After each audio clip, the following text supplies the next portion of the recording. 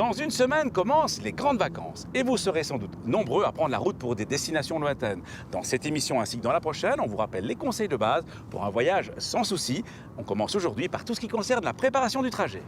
La police est régulièrement appelée sur des accidents dus à des pneumatiques déficients. Et l'été, ce sont souvent des remorques ou des caravanes qui sont concernées. Voilà pourquoi il faut tout d'abord vérifier l'état de vos pneus et la pression de ceux-ci. Et si vous tractez une remorque ou une caravane, ou si vous partez en camping-car, il faut avoir en tête que leurs pneumatiques se détériorent, même sans avoir été sollicités le reste de l'année, par le fait de rester posés au même endroit, mais aussi par l'action des rayons ultraviolets du soleil. Voilà pourquoi les fabricants conseillent de changer les pneus au plus tard, après 10 ans, même si leur état général semble bon et qu'ils n'ont pas atteint la limite d'usure. Et ils conseillent aussi de les faire examiner annuellement par un professionnel dès qu'ils ont plus de 5 ans.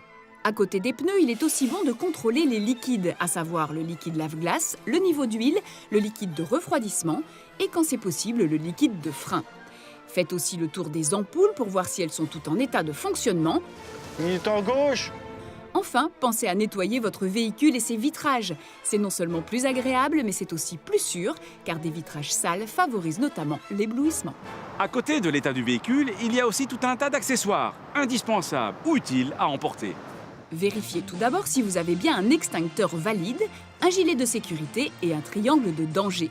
Dans certains pays, un seul gilet ou un seul triangle ne suffisent pas toujours, comme en Espagne par exemple.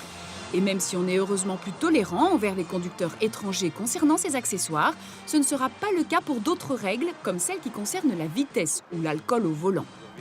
Heureusement, les différentes législations européennes sont présentes sur Internet et peuvent être trouvées avec votre moteur de recherche habituel. Pour un long voyage, il est aussi bon d'emprunter d'autres objets utiles, comme des lunettes solaires, un pare-soleil pour les enfants, de l'eau pour se désaltérer, un chiffon ou encore des gants. Une fois que votre véhicule est totalement en ordre, il faut alors préparer son voyage. Et ce, même si vous utilisez des outils électroniques pour vous guider. De plus en plus de personnes se déplacent en utilisant un GPS ou une application GPS sur leur smartphone. Mais l'électronique peut toujours vous laisser tomber. Il suffit d'une mauvaise réception du GPS ou d'une simple panne pour que vous soyez tout à coup perdu et désorienté. Voilà pourquoi on vous recommande malgré tout, particulièrement pour un long trajet, de préparer un petit roadbook et d'emporter également une bonne vieille carte papier. On trouve aussi sur Internet des informations sur les facilités offertes par les aires de repos, sur les prévisions de circulation, sur le prix des carburants ou encore sur le prix des péages. Tout cela peut vous aider à planifier le trajet et les pauses. La semaine prochaine, nous resterons dans l'ambiance des congés en parlant plus spécifiquement des problèmes de chargement ainsi que des conseils que l'on peut donner pour faire un bon trajet vers son lieu de vacances. Comment doivent s'habiller les motards et leurs passagers ? Été comme hiver, la loi leur impose de porter un casque, mais aussi des gants, une veste à manches longues et un pantalon ou une combinaison, ainsi que des bottes ou des bottillons qui protègent les chevilles. Le casque doit être homologué pour la moto. Les autres équipements ne doivent pas être homologués, mais nous ne pouvons que vous recommander de vous procurer des vêtements spécialement conçus pour la pratique de la moto.